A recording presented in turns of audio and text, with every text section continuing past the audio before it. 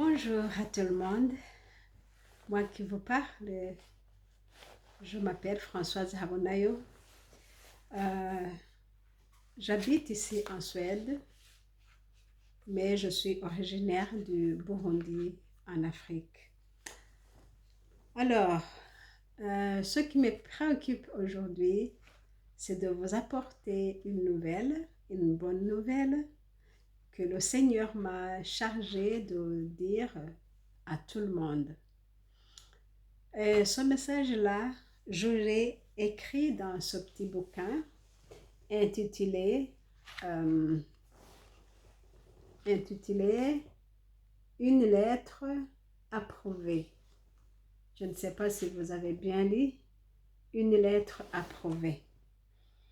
Et ce livre-là, c'est écrit par moi-même. Je m'appelle Françoise Habonayo. Et je vais alors lire la partie que je vais partager avec vous. Peut-être que vous n'avez pas eu l'occasion d'avoir ce petit bouquin, mais je vais partager avec vous la partie où se trouve ce message que le Seigneur m'a dit de partager avec vous. Je vais alors vous lire cette lettre. Le titre, c'est Une lettre approuvée. Alors, je vais vous lire cette lettre. Présentation de la lettre. Vous tous qui êtes nés de nouveau, que la paix du Seigneur soit avec vous. C'est une grande joie d'avoir cette belle occasion pour parler de la part de Dieu dans un message reçu de lui. Que le Saint-Esprit ouvre les cœurs de tous les lecteurs de ce message, afin que le message soit compréhensif et que l'épouse du Seigneur soit prête pour le mariage. Dans ce chapitre, je vais vous parler d'un message que j'ai reçu lors d'une visite nocturne de l'ange sous l'image de ma cousine qui s'appelle Jocelyne. En 1992, je travaillais comme enseignante dans un petit village appelé Nyagasaka, au Burundi, en province de Bururi. Géographiquement, le Burundi se situe en Afrique de l'Est. Les pays limitrophes sont le Rwanda, la Tanzanie et la République démocratique du Congo. À ce temps-là, j'étais encore une jeune fille et je venais à peine d'embrasser la carrière de l'enseignement. Ma ville natale est Kiremba. Pour ceux qui ne connaissent pas l'endroit, Nyagasaka et Kiremba ne sont pas proches. Ceci pour dire qu'on logeait là chez les habitants de Nyagasaka. Un jour, j'ai eu un songe qui a secoué mon cœur. C'est le message que j'ai eu cette nuit-là qui me fait aller d'un pays à l'autre, d'un peuple à l'autre, bref, qui préoccupe ma vie spirituelle depuis ce jour jusqu'à maintenant. Alors, je vais vous parler de la visite de cet ange. La visite de Jocelyne, entre parenthèses, l'ange de l'Éternel. Donc, c'est ma cousine qui s'appelait Jocelyne, mais c'était l'ange de Dieu qui est venu sous forme de Jocelyne, ou bien à l'image de Jocelyne. En 1992, l'ange m'a visité sous l'image de ma cousine Jocelyne. Je l'ai vu en songe venant me voir à Nyagasaka et m'a dit ceci. Je vais bientôt me marier. Donc, je t'amène ces cartes d'invitation pour aller les distribuer afin que les gens viennent à mon mariage. Elle tendit sa main et me donna un bon nombre de cartes. Dans mon cœur, je me suis dit, qui est son fiancé? Où est-ce qu'il habite? Quand est-ce qu'on l'a doté? C'est quand son mariage? Mais cela ne fait rien. Je veux tout savoir, car toutes ces informations doivent être toutes mentionnées sur ces cartes.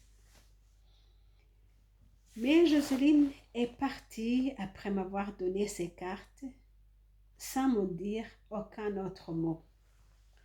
Quant à moi, j'ai commencé à feuilleter ces cartes l'une après l'autre. Le contenu du message. La première carte était écrite en français. J'ai lu ceci. Dans la partie de la date, je n'ai rien trouvé parce que c'était une écriture que je ne pouvais pas déchiffrer. Alors, je n'ai pas pu savoir la date. Le lieu de réception, c'était écrit Jérusalem. Et en bas, il était écrit Ésaïe 61, verset 10. J'ai cherché à connaître la date du mariage, mais je n'ai pas pu lire la date. C'était une écriture qui ne m'était pas habituée car je n'ai pas pu comprendre le sens. J'ai pris la deuxième carte, la troisième, etc. J'ai trouvé le même message, mais dans des langues différentes. Le kirundi, le swahili, l'anglais, l'arabe, le chinois, bref, toutes les langues qui sont parlées dans le monde. Et après ce songe, le matin, quand je me suis réveillée, j'ai compris que c'est un message de Dieu. C'était un ange de l'Éternel que Jésus avait délégué pour me faire connaître le temps où nous sommes. Et encore, il était venu pour me faire comprendre que je dois le dire aux gens de toute la terre, y compris toi qui écoutes ce message. En 1992, j'étais en Afrique, dans un coin éloigné de la capitale. Je ne savais pas que Dieu pouvait me donner un tel message pour donner au monde entier, aux gens de toute langue, de toute tribu, de toute race. Dieu est amour. Il a la place pour chacun qui le désire.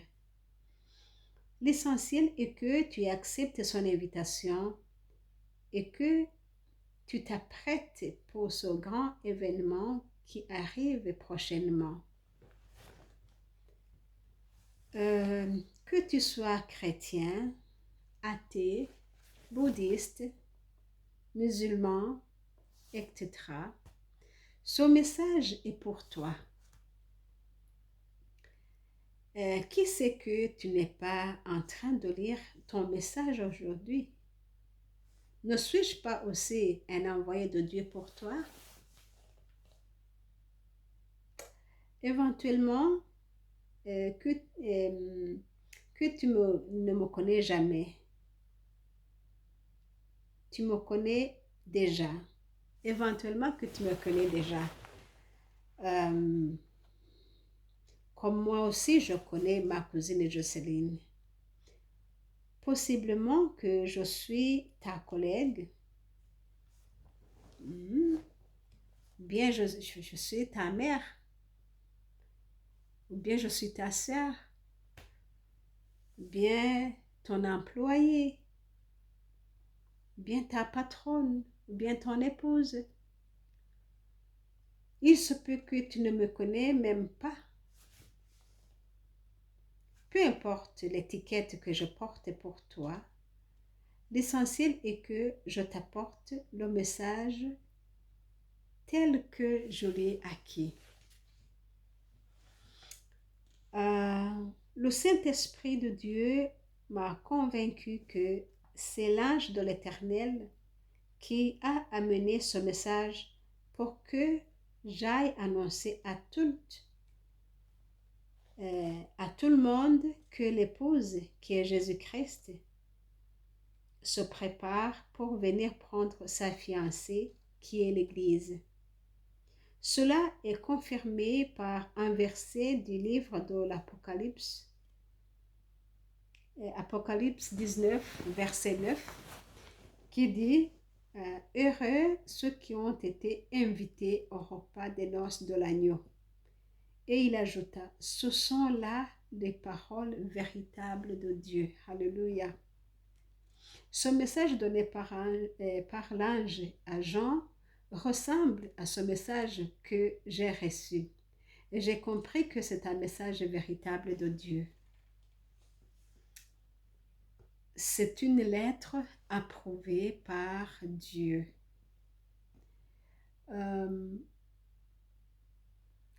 Une petite parenthèse, dans ce mois d'avril 2017, j'ai entendu une voix qui m'a dit d'écrire un livre intitulé The Fan Letter. Je me suis demandé la signification de ce songe. J'ai essayé de traduire en français pour comprendre ce que signifie The Fan Letter. Et j'ai eu par traduction que c'est la lettre approuvée. Donc, le Seigneur m'a dit d'écrire ce livre intitulé Une lettre approuvée. Et je l'ai écrit en 2017. Mais ce message que je vous parle, je l'ai eu en 1992.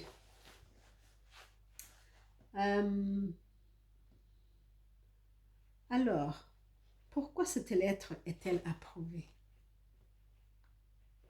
Puisque c'est une lettre qui donne un message de Dieu. En Ésaïe 61, verset 10, il est écrit, le verset qui était écrit sur les cartes, c'était écrit « Je me réjouirai pleinement à l'Éternel, mon âme sera ravie d'allégresse à mon Dieu, car il m'a revêtu des vêtements du salut.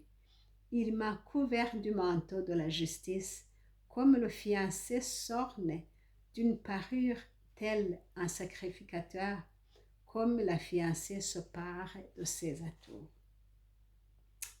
Ceux qui se réjouiront sont ceux qui ont été revêtus des vêtements du salut par le Seigneur lui-même. Ceux qui se réjouiront sont aussi ceux qui ont été couverts du manteau de la justice par le Seigneur, c'est-à-dire ceux qui seront trouvés justes devant Dieu. Ce verset met une distinction entre les religieux et les vrais croyants. Ceux qui seront les bienvenus sont seulement ceux qui sont sauvés par leur foi en Jésus-Christ, car le salut ne se trouve en aucun autre, car il n'y a sous le soleil aucun autre nom donné parmi les hommes par lequel nous devons être sauvés. Nous lisons cela en Apocalypse. À Actes des Apôtres, chapitre 4, verset 12. Si ce verset dit « aucun autre nom », on se demande quel nom s'agit-il alors? La réponse se trouve en Actes 4, verset 10. Il est écrit « Sachez-le bien, vous tous, ainsi que tout le peuple d'Israël, c'est par le nom de Jésus-Christ de Nazareth que vous avez crucifié et que Dieu a ressuscité des morts. » Pourquoi Dieu ne m'a pas révélé la date?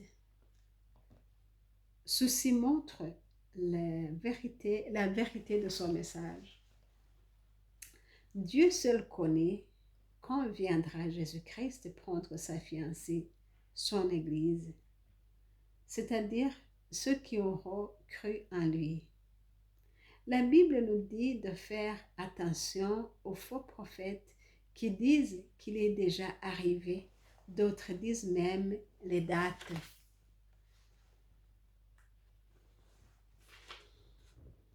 Une question m'est venue en tête, celle de savoir à qui je dois donner ces cartes. Comment je vais le faire? Comment je peux faire arriver ce message aux gens de toutes langues, de toutes les nations? En effet, ces différentes langues m'ont fait comprendre que le message est pour le monde entier. Tout comme Jean a écrit dans le livre de l'Apocalypse, car tout a été mis à mort et par ton sacrifice, et car tu as été mis à mort et par ton sacrifice, tu as acquis pour Dieu des gens de toute tribu, de toute langue, de tout peuple et de toute nation. Nous lisons ça en Apocalypse chapitre 5, verset 9. Les paroles de Dieu ne sont pas à cacher puisque c'est un message pour tout le monde. Jésus a été interrogé concernant son enseignement et il a répondu comme suite. J'ai parlé ouvertement dans les synagogues et dans les temples. Je n'ai rien dit en cachette. Nous lisons ça Jean chapitre 18 verset 20. Voilà la raison de ne pas avoir honte d'annoncer le message du Seigneur à son peuple.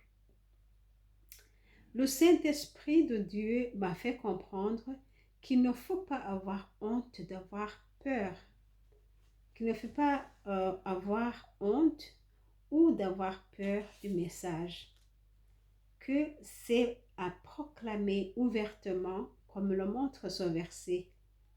Crie de toutes tes forces, tu es chargé d'une bonne nouvelle, n'aie pas peur de la faire entendre. Voici le Seigneur Dieu, il arrive plein de force. Il a les moyens de régner. Alléluia. Il ramène ce qu'il a gagné. Il rapporte le fruit de sa peine. Gloire à Dieu. Nous lisons ça à Ésaïe chapitre 40, versets 9 à 10. Alors, depuis 1992, j'ai commencé à distribuer les cartes d'invitation en évangélisant sur la préparation du grand jour de noces, en invitant les gens à recevoir Jésus-Christ comme leur Sauveur et Seigneur dans leur vie. Dans mes enseignements, je donnais ce message que Dieu m'avait chargé de transmettre. J'ai constaté que les gens ont appris le message avec un cœur tremblant devant Dieu.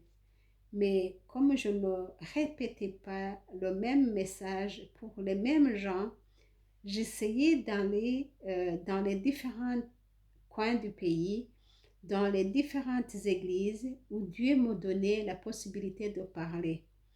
Je rends gloire à l'Éternel qui m'a aidé à ne pas oublier le message jusqu'à présent. J'ai donné le message dans beaucoup de pays. J'ai délivré les cartes en Kirundi pour le peuple burundais, en Swahili pour les Tanzaniens où j'ai passé quelques années. Le Seigneur Dieu m'a aidé à offrir les cartes en suédois pour les gens de la Suède. J'ai offert plusieurs cartes dans d'autres langues car des fois on traduisait la prédication sur le message, par exemple en anglais. Le message est allé même dans d'autres pays grâce aux gens qui ont fait la traduction de ce message. Et beaucoup d'autres ont diffusé le message dans différentes églises. Gloire à Dieu. Alors, mes chers amis, je rends gloire à Dieu parce que aujourd'hui tu viens toi-même de recevoir ta carte. Je n'ai pas d'autres mots à dire. Ce que je peux te dire, mon frère, ma soeur, toi qui m'écoutes de loin, toi qui m'écoutes de près, ce que j'ai à te dire, c'est que le Seigneur m'a donné cet ordre. C'était un ordre de donner les cartes, dire aux gens que Jésus revient bientôt prendre son épouse. Ma question pour toi est, est-ce que toi, tu as préparé ton cœur? Est-ce que tu as préparé tes habits? Et comment est-ce que tu te prépares pour la venue de ton chéri, celui qui vient te prendre?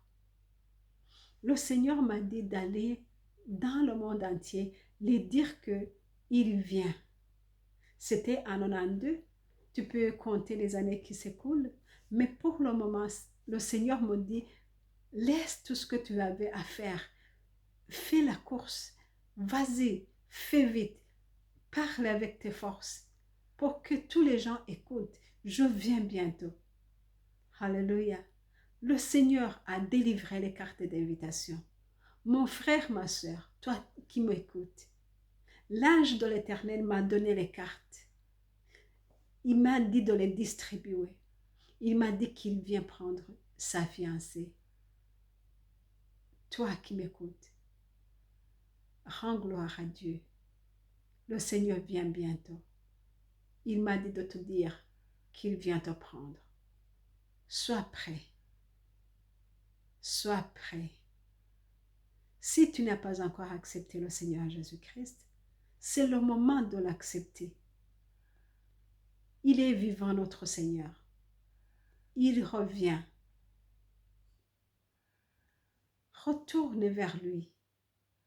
Abandonne toutes ces choses qui te disent qu'il n'y a pas de Dieu, Dieu n'existe pas, là, là, là, là. Il existe, il est vivant. Son ange est venu me parler. Il m'a dit de dire aux gens qui habitent cette terre qu'il vient. Et pour le moment, je glorifie le Seigneur parce que je fais ce qu'il m'a dit de dire. Alléluia. Dieu m'a confié ces cartes. Ce message que Dieu m'a confié, c'est pour c'est pour t'inviter toi à être prêt parce que Jésus revient. Prends il vient prendre ceux qui sont en lui. Si tu as reçu le Seigneur dans ton cœur, félicitations, ton maître est à la porte. Prends tes habits de noces, mon frère, ma soeur, ma cousine, mon enfant, mon mari, ma mère, mon père, mon oncle, ma tante, toi qui parles la même langue que moi, toi qui habites le même pays que moi, toi qui es proche de moi, toi qui es loin de moi, toi qui m'aimes et toi qui me haïs, je te supplie au nom de celui qui m'a chargé de cette nouvelle. Ce n'est pas moi qui a choisi ce message. Écoute ce cri et sois prête. Ton maître, celui qui a payé le prix pour toi, il revient prendre le fruit de sa peine. Il vient ramener ce qu'il a gagné. Alléluia. Alléluia. Est-ce que tu es prêt? Est-ce que tu es prêt? Regarde, il est à la porte. Il attend. Je ne sais pas le temps qu'il lui reste pour t'attendre, mais il m'a dit de te dire qu'il est sur la porte. Il est sur la porte. Il revient. Prépare-toi sérieusement. Regarde ton apparence extérieure et ton intérieur, tes pensées, tes œuvres. Gloire à Dieu. L'apôtre Paul a dit en 2 Corinthiens, chapitre 7, verset 1er, il a dit « Toutes ces promesses sont valables pour tous mes chers amis. » C'est pourquoi purifions-nous de ce qui salit le corps ou l'âme et efforçons-nous d'être parfaitement saints en vivant dans le respect de Dieu. Cette parole montre que l'homme s'efforce. Il ne s'agit pas d'entendre seulement. On doit aussi faire un effort, car le diable veut qu'il ne fasse rien. Plusieurs sont ceux qui entendent ce message et s'efforcent de se purifier à travers la repentance et la prière. D'autres sont ceux qui voient que c'est dur de se purifier, de se repentir, de marcher dans le respect de Dieu. Pourtant, ils voient que son message est véritable. Dieu est amour, il est puissant. Il sonde nos cœurs. Comprenons le temps que nous vivons et agissons en conséquence.